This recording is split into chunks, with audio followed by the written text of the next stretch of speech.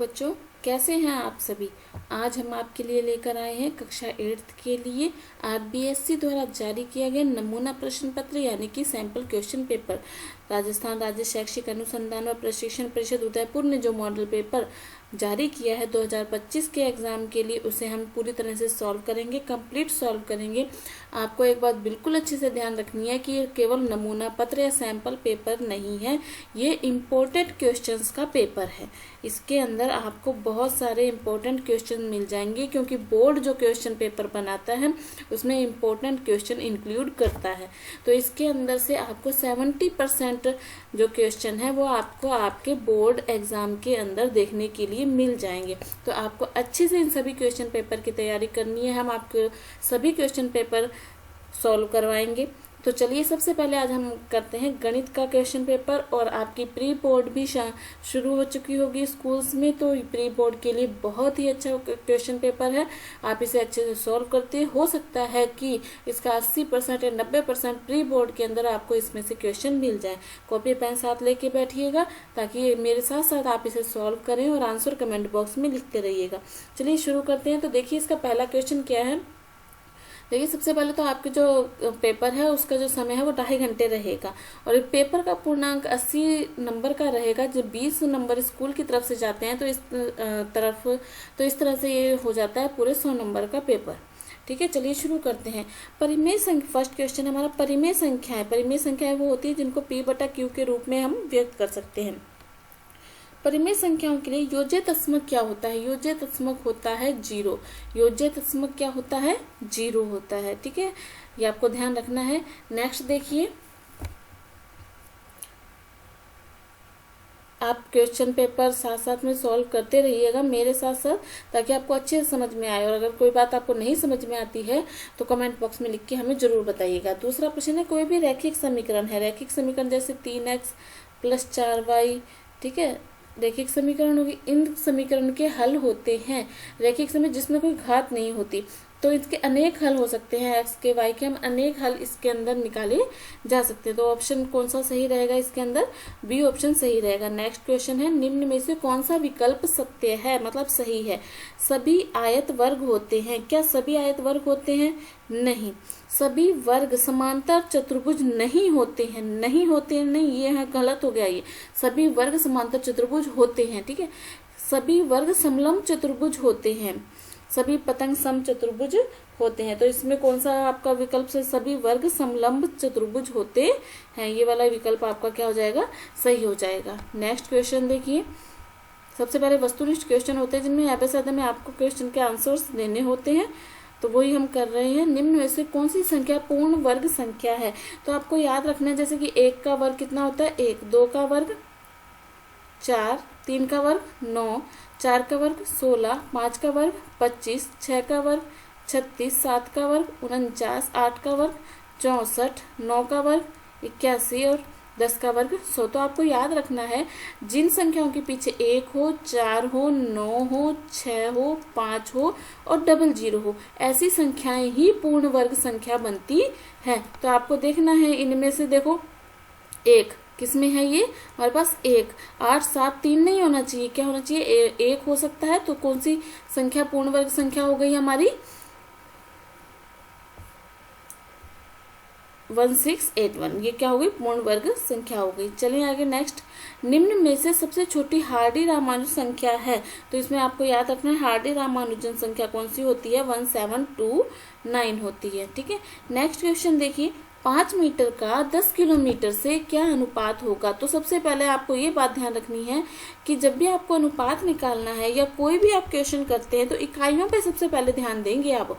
इकाइयों का मतलब इकाइयां एक जैसी होनी चाहिए। यहाँ मीटर है, यहाँ किलोमीटर, आप अनुपात नहीं निकाल सकते। तो सबसे पहले किलोमीटर को मीटर में बदलिए। तो ये हो गया 5:1। 1 किलोमीटर में कितने होते हैं, 1000 मीटर होते हैं। तो 10 किलोमीटर में कितने हो जाएंगे, 10,000 मीटर। तो ये हो जाएगा 5:10,000। ठीक है, 5 के पहाड़े से इसे काट देंगे, 5 एकम 5, 5 दूनी 10, 2000, 1:2000, यानी कि बी ऑप्शन हमारा बिल्कुल सही रहेगा। इकाई को बदलना मत भूलिएगा, वरना ये ऑप्शन भी आप टिक करके आ सकते हैं, जो कि बिल्कुल गलत हो जाएगा। नेक्स्ट देखिए, -4p और 7। तो देखो 7 चौके 28, ठीक है, एक माइनस है तो माइनस लगेगा, और पी तो पी की स्क्वायर, तो कौन सा ऑप्शन अपना सही बन रहा है, सी ऑप्शन इसके अंदर सही बनेगा। ठीक है, नेक्स्ट देखिए, -4 की पावर -2, -4 की पावर -2, जब भी घात माइनस में होती है तो हम उसे नीचे ले जाते हैं, यानी कि -4 की पावर 2, तो घात क्या हो गई, प्लस में हो गई। -4 का 2 बार गुणा करना है, -4 गुणा -4, तो 4 को 4 से गुणा करें कितना है, जो 16, और माइनस माइनस कितना हो गया, प्लस, तो कौन सा ऑप्शन सही आएगा इसमें हमारे पास, डी ऑप्शन इसमें हमारे पास सही आएगा। चलिए, ये हमारे कौन से क्वेश्चन थे, वस्तुनिष्ठ क्वेश्चन थे, एबेसदा वाला क्वेश्चन थे। नेक्स्ट हम चलते हैं अति लघुत्रात्मक प्रश्न पर। ठीक है, बहुत ही आसान पेपर ये भी है, और जो बोर्ड में आता है वो भी बहुत आसान पेपर होता है। थोड़ी सी समझ को बनाए रखिए, थोड़ी सी प्रैक्टिस करते रहिए। ठीक है, चलिए नेक्स्ट क्वेश्चन देखते हैं। -4/5 गुणा 3/7, तो देखो किसी पहाड़ी से कोई संख्या नहीं कट रही है, तो आपको क्या करना है, सीधा गुणा कर लेना। अगर किसी पहाड़ी से कोई संख्या कटती होती तो हम उसे काट देते। ठीक है, 3/7, 4 को 3 से गुणा किया तो कितना आएगा, 4 × 3 = 12, 7 × 5 = 35। बस ये हमारा आंसर आ जाए। देखो 2 नंबर का क्वेश्चन और कितना आसान है ना। नेक्स्ट देखिए, 4x, इसको हल करना है हमें। ठीक है, 4x + 3, बहुत सरल सा x का मान निकालने का क्वेश्चन है। इस तरह के क्वेश्चन यदि आपको 2-2 नंबर दिला सकते हैं तो मैथ आपके लिए बहुत ही ईजी है। तो देखिए 4x, पहले x वाले एक साइड कर लीजिए, तो प्लस वाला इधर आके क्या हो जाएगा, -2x, बराबर में 6 है तो प्लस का 3 उधर जाएगा तो क्या हो जाएगा, -3। 4x में से 2x गए तो कितने बचे हमारे पास, 2x बचे, बराबर में 6 में से 3 गए, 3, तो यहाँ से हमारे पास x की वैल्यू कितनी आ जाएगी, 3/2, ये हमारा आंसर हो गया। ठीक है, चलिए नेक्स्ट क्वेश्चन देखिए।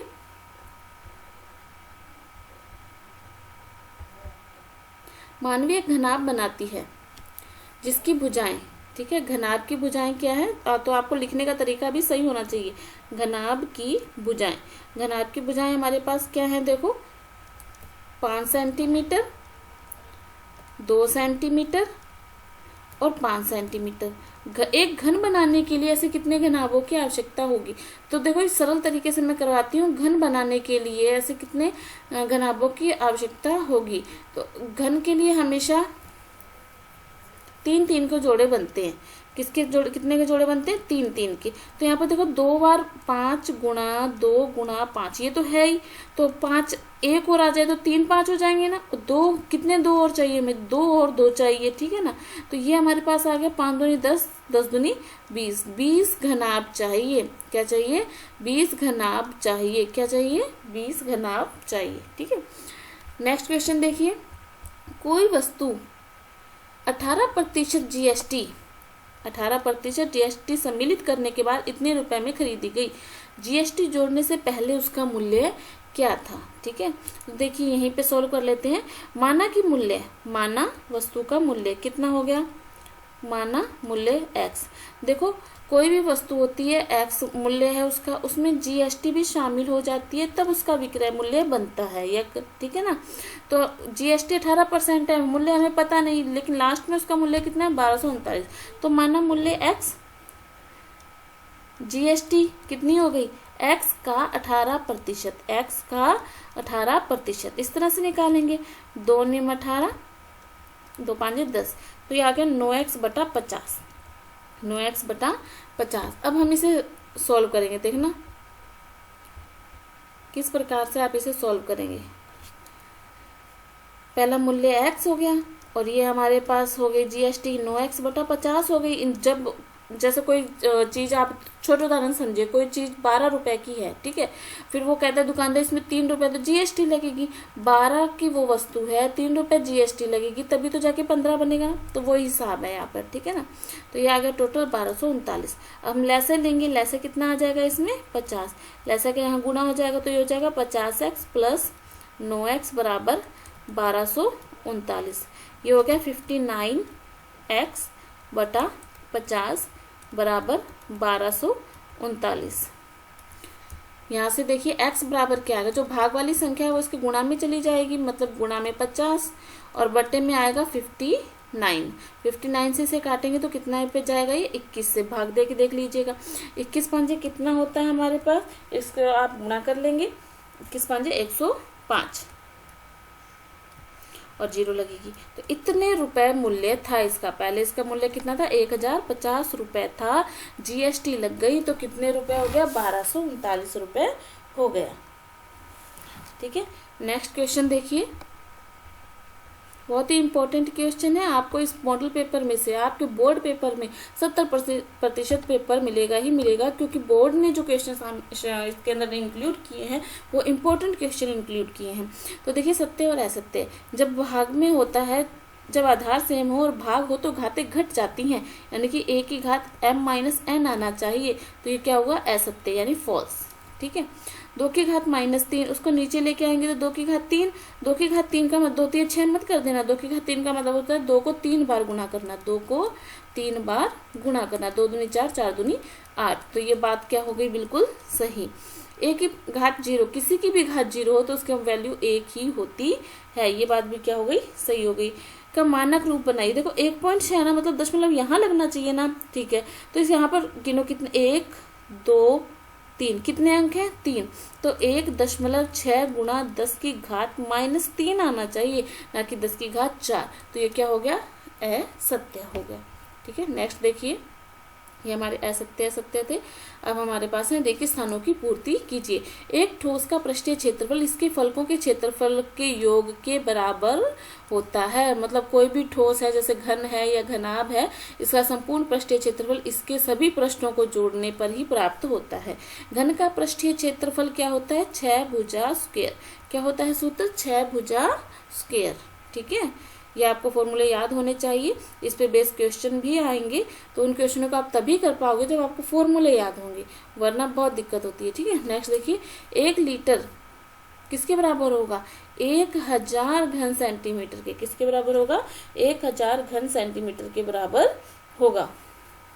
नेक्स्ट, किसी ठोस द्वारा घेरा गया स्थान क्या कहलाता है, आयतन। क्षेत्रफल तो द्विविमीय आकृतियों में होगा, किसी ठोस द्वारा घेरा गया स्थान क्या कहलाएगा, आयतन कहलाएगा।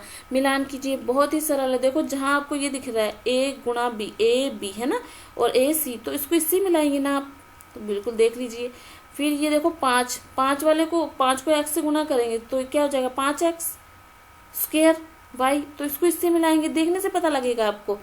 0 को किसी भी संख्या से गुणा करते हैं तो क्या आता है, 0 आता है। अब इसको आप अंदर गुणा करेंगे तो a का गुणा जब इससे करेंगे तो a स्क्वायर हो जाएगा, फिर b स्क्वायर हो जाएगा, फिर c स्क्वायर, यानी कि ये यहाँ आएगा। ठीक है ना, जो भी मिलाना आपको पहले समझ में आ जाए उसको मिला दीजिए, फिर धीरे धीरे सभी सॉल्व होते चले जाते हैं। उसके बाद देखिए, ये ग्राफ दिया गया है हमारे पास, लेकिन ग्राफ थोड़ा स्पष्ट नहीं है। वर्ष 2000 बिक्री में बिक्री कितनी थी। ठीक है, तो देखिए थोड़ा सा देखते हैं इस क्वेश्चन को। अच्छा, अपने को नीचे की संख्या नहीं दे रखी, ग्राफ में ही दे रखा है और अपने से चित्र पूछा है, ग्राफ बना हुआ है। ठीक है, 2012 में बिक्री कितनी थी आप, तो फिर आप ये लिख सकते हैं। देखो इसको यहाँ पे मान लीजिए 2010, 2012, 2014, 2016, ये वाला पॉइंट 2018। तो 2012 में पूछ रहा है, तो देखो ये कहाँ जा रही है लाइन, 7 पर। कहाँ जा रही है, 7 पर। तो बिक्री कितनी थी, 7 करोड़। कितनी थी बिक्री, 7 करोड़। नेक्स्ट देखिए, नेक्स्ट क्वेश्चन देखिए, 2016 की बिक्री कितनी थी, 12 और 13 का अंतर कितना है और सबसे अधिक कितनी है। ठीक है ना, 16 की बिक्री कितनी थी,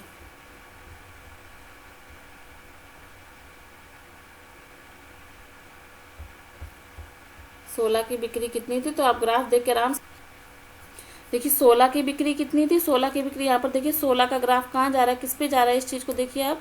16 का ग्राफ 10 पे जा रहा है, तो 10 करोड़। 2016 में कितनी थी हमारे पास, 10 करोड़। ग्राफ को देख के उत्तर देने, आपको बनाना भी नहीं है, बहुत इजी क्वेश्चन है। फिर 12 और 13 का अंतर बताना है, तो देखो 12 में तो थी 7 करोड़, 2012 में कितनी थी, 7 करोड़। और फिर 13 देखो, 13 यहाँ आएगा ना, 7 6 भी नहीं है, 7 ये लगभग यहाँ पे बीच में आएगा, तो ये हो जाएगा 6.5। क्या हो जाएगा? 6.5। ग्राफ बिल्कुल क्लियर नहीं है, स्पष्ट नहीं है, इसलिए थोड़ा आंसर में हो सकता है, लेकिन मैं आपको तरीका बता रही हूँ कि कितना है। तो ये आ जाएगा 50 लाख या 0.5 करोड़। ठीक है ना? इस तरह से आप क्वेश्चंस के आंसर देने हैं। सबसे अधिक किसमें है? 2016 में। किसमें है? 2016 में। दिख रहा है ना सबसे अधिक कहाँ है? 2016 में। अगर ये पैमाना होता है तो उस हिसाब से मैं आपको आंसर बता रही हूँ। ठीक है, नेक्स्ट देखिए, एक पाइथागोरस त्रिक ज्ञात कीजिए जिसकी सबसे छोटी संख्या 12 है। पाइथागोरस त्रिक का अनुपात, पाइथागोरस त्रिक का अनुपात, जो संख्याएं होती हैं पाइथागोरस त्रिक के अनुपात की, वो संख्याएं किस अनुपात में होती हैं? 3:4:5। अब वो बोला सबसे छोटी संख्या कितनी है? 12, यानी कि 3x को क्या मान लेंगे? 12। यहाँ से x बराबर कितना आ जाएगा? 4। अब हमें संख्याएं निकालनी है, तो एक संख्या हमने 3x मानी, एक 4x मान ली और एक 5x मान ली। x का गुणा 3 गुणा 4, 4 गुणा 4 और 5 गुणा 4, 4 तिये 12, 16, 20। तो त्रिक क्या हो जाए? 12, 16, 20। ये आपको याद रखना है कि कौन सा अनुपात में होती है? 3:4:5 में होती है। ठीक है, नेक्स्ट क्वेश्चन देखिए, एक टीवी 21,000 में खरीदा गया। 1 वर्ष पश्चात टीवी का अवमूल्यन मतलब कमी हो गई 5%। तो मूल्य तो कितना था? टीवी का मूल्य कितना था? 21,000 रुपये। अब मूल्य यानी कमी कितनी हो गई? 21,000 का 5%। 21,000 का 5%। 21 5 105, 1,050 रुपये का क्या हो गया? कमी हो गई। तो टीवी का मूल्य 1 वर्ष पश्चात टीवी का मूल्य, 1 वर्ष बाद टीवी का मूल्य क्या होगा? कम होगा ना, क्योंकि उसने कहा कमी हो गई। तो 21,000 में माइनस 1,050, 19,950 रुपये क्या आ जाएगा? आपका आंसर आ जाएगा। बहुत ही सरल क्वेश्चन है। ठीक है, नेक्स्ट देखते हैं,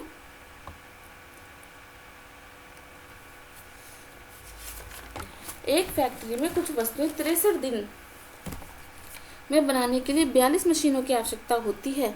देखो, एक टेबल बनाओ, एक तरफ तो लिखो दिन, एक तरफ लिखो मशीन। तो 63 दिन में कितनी मशीनें की आवश्यकता होती है? 42। 54 दिन में कितनी मशीनों की आवश्यकता होगी? सबसे पहले तो लिखोगे यह प्रतिलोम अनुपात की स्थिति है, प्रतिलोम समानुपात की स्थिति है।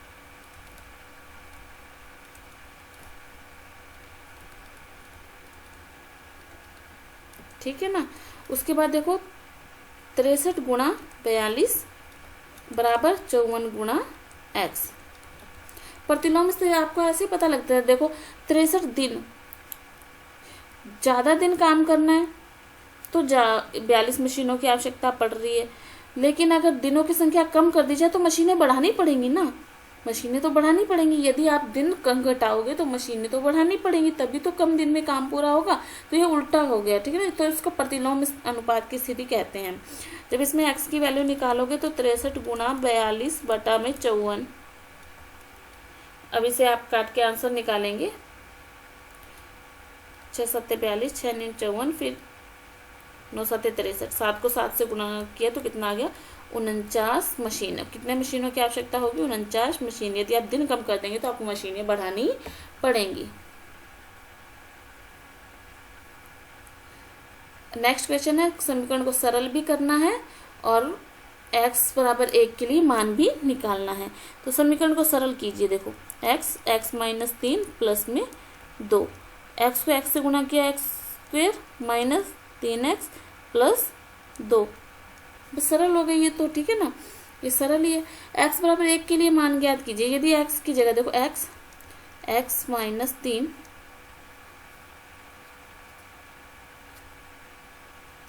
प्लस में 2, x की जगह लिखो 1 माइनस 3 प्लस में 2, 1 में से 3 गए तो माइनस का 2 प्लस 2 कितना आ गया?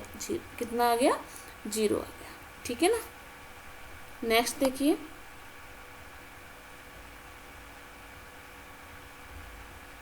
एक भवन में 22 बेलनाकार खंबे हैं, 22 बेलनाकार खंबे हैं, ठीक है। प्रत्येक खंबे की त्रिज्या 21 सेंटीमीटर और ऊंचाई 6 मीटर है। तो अपने पहले एक खंबे की बात कर लेते हैं, एक खंबे की बात कर लेते हैं, 22 की बाद में बात कर लेंगे। ऊंचाई कितनी है 6 मीटर और त्रिज्या कितनी है 21 सेंटीमीटर। तो सबसे पहले त्रिज्या जो है हमारे पास 21 सेंटीमीटर है, उसको मीटर में बदलो, क्योंकि देखो खर्च भी उसने मीटर में दिया है और यहाँ पर सेंटीमीटर है, तो सेंटीमीटर को मीटर में बदल लेंगे तो आंसर आराम से आ जाएगा। त्रिज्या कितनी है 21 सेंटीमीटर, यानी कि मीटर में बात करें तो 100 का भाग दे देंगे तो 0.21 मीटर, ये तो हो गई त्रिज्या। ऊंचाई कितनी है हमारे पास 6 मीटर है।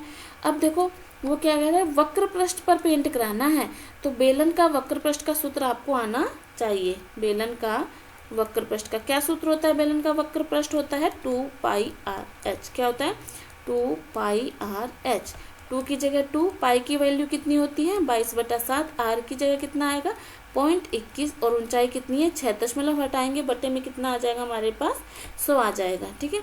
7 ये कितना हो गया हमारे पास 21 हो गया। अब आप इन सभी को गुणा करके और 100 का भाग करेंगे, गुणा करेंगे तो आएगा 792, 100 का भाग करने दशमलव लग जाएगा 7.92 वर्ग मीटर।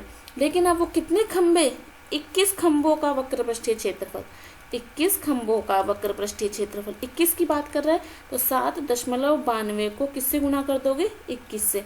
जब 21 से गुणा करेंगे तो आएगा 174.24 वर्ग मीटर। ये तो आ गया सभी खंबे जो 22 खंबे है ना, 22 से गुणा करेंगे सॉरी, है ना। उसके बाद देखो वो कह रहा है कि खर्च ज्ञात करना है। क्या ज्ञात करना है, खर्च कितना है 8 रुपए प्रति वर्ग मीटर। तो 8 से जब हम इसको गुणा कर देंगे तो हमारे पास आंसर आ जाएगा 1393.92 रुपीज, ठीक है। आप 2 बार एक कोई क्वेश्चन यदि आपको समझ नहीं आता है तो आप रिपीट करके दोबारा उसे देख सकते हैं, आपको 100% समझ में आ जाएगा। इतना हार्ड मॉडल पेपर नहीं है, इतने हार्ड क्वेश्चन भी नहीं है। और यदि आप इसकी तैयारी अच्छे से कर लेते हैं तो अन्य मॉडल पेपर क्या, प्री बोर्ड क्या, बोर्ड का पेपर क्या, आप सभी क्वेश्चन सब पेपर आसानी से हल कर पाएंगे। नेक्स्ट देखिए,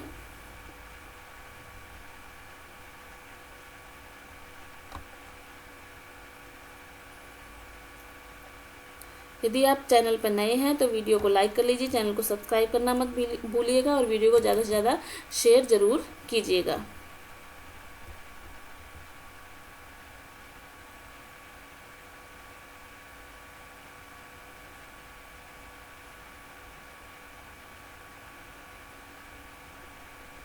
निम्न तालिका का उपयोग करके रेखिका आलेख बनाइए। रेखिका आलेख बनाना बहुत ही सरल है।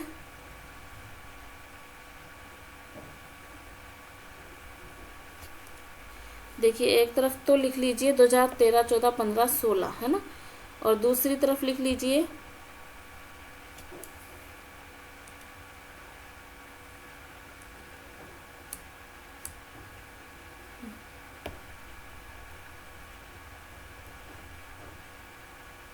एक मिनट,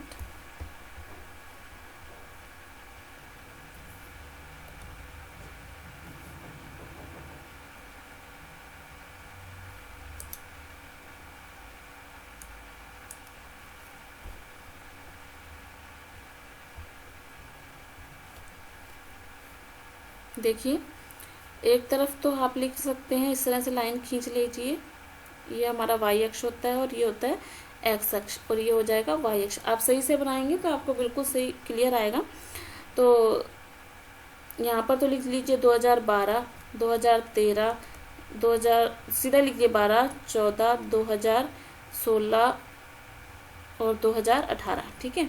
यहाँ पर लिख दीजिए 4 दूनी 8, 4 तिये 12, एक बॉक्स के अंदर है ना, 4 चौके 16, 4 पंजे 20, इतने चाहिए होंगे। 2012 का तो है ही नहीं, देखो 2013 इन दोनों के बीच में आएगा है ना। 2013 पर कितने 80, 2014 पे कितने 100, ये इनसे ऊपर आएगा। 2015 पर ये बीच में आएगा, कितना चाहिए अपने को 150, 160 से नीचे आएगा। और 2016 में अपने को कितना चाहिए 120, जो 160 से नीचे आ जाएगा, यहाँ पे 120। तो इस तरह से आप ग्राफ बना सकते हैं, रेखीय ग्राफ बनेगा। ठीक है, नेक्स्ट क्वेश्चन देखते हैं।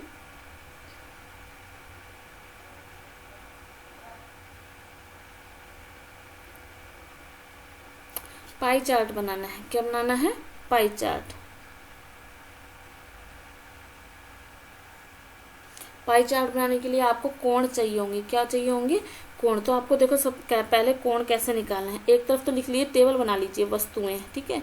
एक तरफ लिख लीजिए, फिर रुपए, फिर लिखिए संपूर्ण भाग, संपूर्ण भाग, और फिर लिखिए केंद्रीय कोण। क्या निकालना है? केंद्रीय कोण। तो देखिए वस्तु आप लिख लेंगे, क्रिकेट बॉल, फुटबॉल, वॉलीबॉल, गेंद, अन्य और कुल। रुपए देखिए मैं संख्याओं का 3200, फिर 800, फिर 1600, फिर 1200, फिर 400, और फिर टोटल है हमारे पास क्या 7200। आपको भाग निकालना है, तो 3200 में भाग दो 7200 का। ठीक है, 2 0 से 2 0 कैंसिल,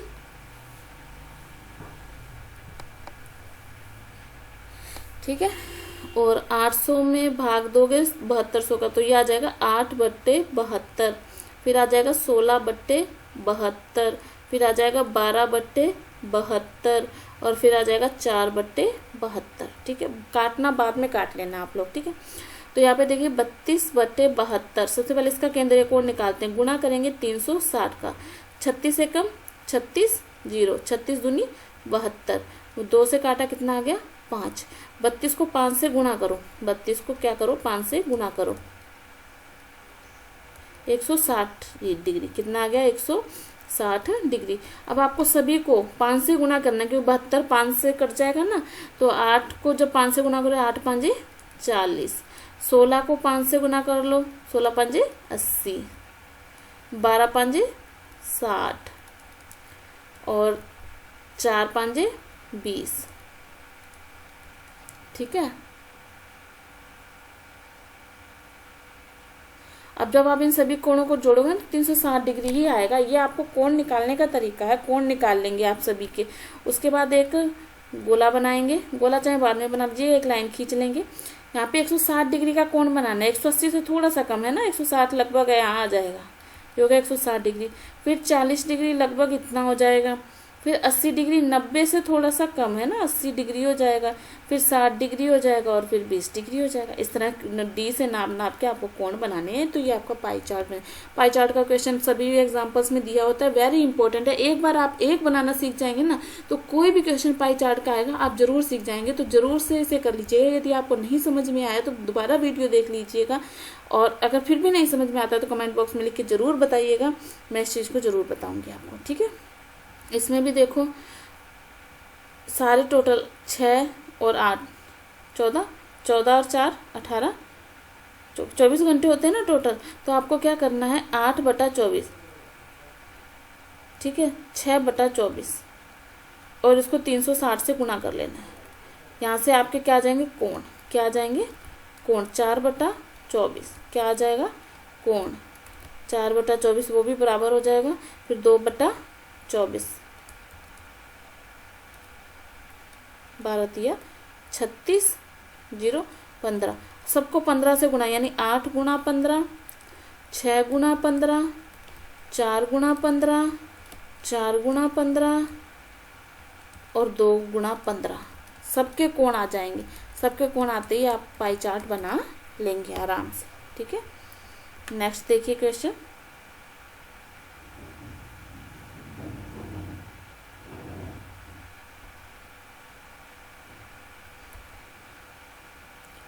किसी समांतर चतुर्भुज के दो आसन कोणों की माप बराबर है। समांतर चतुर्भुज इस प्रकार से होता है, दो आसन कोण बराबर है, यानी कि एक ही रेखा पर बनने वाले कोण बराबर हैं। आसन कोणों का योग होता है 180 डिग्री। ठीक है, आसन कोणों का योग कितना, मैं यहाँ पे सोल्व कर रही हूँ, आप अपनी कॉपी में नोट कर लीजिए। आसन कोणों का योग कितना होता है 180 डिग्री होता है। ठीक है, तो x + x बराबर क्या हो गए 180, डिग्री। यहाँ पर 2x बराबर कितना हो गया 180 डिग्री। यहाँ से x बराबर कितना आ गया 90 डिग्री। अब हमें पता है कि आमने सामने के कोण भी बराबर होते हैं, तो चारों कोण बराबर होंगे तो चारों कोणों का मान कितना है, कोण ए बी सी डी चारों के चारों कितने हैं 90 डिग्री। चारों कोणों के मान उसने हमसे पूछे हैं। ठीक है, है तो एक समांतर चतुर्भुज है, ओ ई 4 सेंटीमीटर है, एच एल पी ई से 5 ज़्यादा है। तो पी ई अपने को पहले पता होनी चाहिए ना, ये 4 है तो ये भी कितनी होगी 4, क्योंकि समांतर चतुर्भुज में 2 बराबर बराबर जो हो जाती है। तो पी ई हमारे पास 8 है, तो एच एल कितनी होगी हमारे पास 8 + 5 यानी कि 13 होगी। अब वो ओ एच पूछ रहा है, मतलब इतनी पूछ रहा है, पूरी 13 है तो वो उतनी आधी हो जाएगी, यानी ओ एच बराबर कितना होगा 13/2 यानी कि 6.5 सेंटीमीटर। बहुत सरल क्वेश्चन है ये। ठीक है, अगर फिर भी कोई बात समझ में आए कमेंट बॉक्स में जरूर लिखिएगा। गुणनखंड कीजिए। देखिए यहाँ से करना शुरू करते हैं। देखो पीछे यदि स्क्वायर नहीं बन रही है, अगर स्क्वायर बनती है तो फॉर्मूला हो जाता है। अगर स्क्वायर नहीं बन रही है तो ऐसी 2 संख्याएं ढूंढिए जिनका गुणा करने पर 12 आए और जोड़ने घटाने पर 7 आए। 4 तिये 12 क्या आ जाएगी 4 तिये 12। तो ये हो जाएगा 7 को हम 4 और 3 लिखेंगे। क्या लिखेंगे 4x और 3x + 12। यहाँ से x कॉमन ले लेंगे तो क्या बचेगा x + 4। यहाँ से जब को देखो 4 तिये 12 होता है ना, गुणा खंड करोगे तो 3 बाहर आ जाएगा प्लस का, तो x + 4। अब इन दोनों में से क्या सेम बच रहा है x + 4, और क्या बच गया अंदर x + 3। तो ये हो गया फर्स्ट क्वेश्चन। दूसरा देखिए x² माइनस में 8x प्लस में 16। देखो ये पीछे वाली क्या बन रही है, एक वर्ग बन रही है। किसकी वर्ग बन रही है, ये इसकी। तो यहाँ पर एक फॉर्मूला लगेगा। देखो a - b की होल स्क्वायर क्या होता है, a² माइनस में 2ab प्लस में b की स्क्वायर, वो यहाँ बनेगी a² b² माइनस का बन ही रहा है। तो ये फॉर्मूला किसका बन गया x - 4 की होल स्क्वायर का। किसका हो गया x - 4 की होल स्क्वायर का। ये बहुत ईजी रहता है, यदि पीछे स्क्वायर बन रही है ना तो बहुत आसान रहता है। ठीक है, अब देखिए नेक्स्ट क्वेश्चन देखिए y4 - 16। इधर y4 है तो इधर भी 4 ही बनेगी ना किसी संख्या की, तो आप इसके भाज्य गुणनखंड करोगे ना जब, तो 2 की 4 बनेगी। अब इसको आप ऐसा लिख सकते हो y² की स्क्वायर माइनस 2 की स्क्वायर लिख सकते हो। ठीक है, इस तरह से। तो a² - b² क्या होता है फॉर्मूला, देखो a + b, एक बार इनको जोड़ना होता है और एक बार इनको घटाना होता है। तो एक बार इनको जोड़ दो y² + 2 की स्क्वायर जोड़ दिया, और एक बार इनको घटा दो y² - 2 की स्क्वायर। अब ये तो सेम का सेम ही रहेगा, y² प्लस में 4 हो जाएगा, क्योंकि प्लस वाला कोई फॉर्मूला नहीं होता। लेकिन इसका तो फॉर्मूला फिर से बन गया ना a² - b²।